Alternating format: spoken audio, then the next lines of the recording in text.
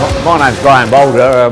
I'm involved with the Sporting Car Club, and I drive the Peter Brock A30 replica, a replica of Peter's original car. Yes, I'm not sure about the how they settled on what to do, but there was a chap by the name of Peter Champion who was a Peter Brock fan and had a museum with Brock cars and Brock replicas, and he and Peter and James built the car. There's an engineer in Victoria, mainly retired now, called Ron Harrop, who worked with Brock on his cars, and he was part of this build too. Very clever man. And Peter Champion finished up with a collection of cars and a museum with not enough visitors, and everything had to be sold. So it was bought by a South Australian, Simon Pfitzner, and he needed somewhere to keep it, and by housing the car I get to be the driver as well. So. It's a good deal, right? Oh yeah, it's not bad, it's not bad, yeah.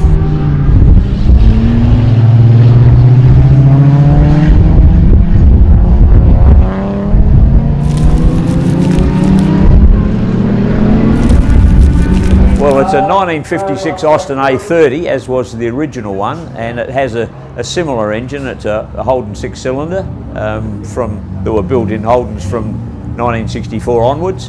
Well, that engine may have been in a HQ Holden sometime in its life, because it's a 202 cubic inch motor, as used by HQs, and an American gearbox, and a four-speed gearbox, and a lot of technical suspension and brakes. And it's a very, very well built car. But it's not a lot of fun to drive for an old fella. Oh, really? So, no, it's hard work. Well, cars, and I'm not an expert on these things, I'm an engineer, but cars with a very short wheelbase that don't behave that well. They sort of want to dance around a little bit. And yes, and that's a challenge, and I think I'm up to it if I live long enough. Are you having fun out there with it? Oh yes. Oh, any day at a race meeting's a good day, isn't it? Yeah. This is the third time that I've competed in the car. We had two visits to the Bend for the Bend Classic, and this is the first historic race meeting that we've had the car.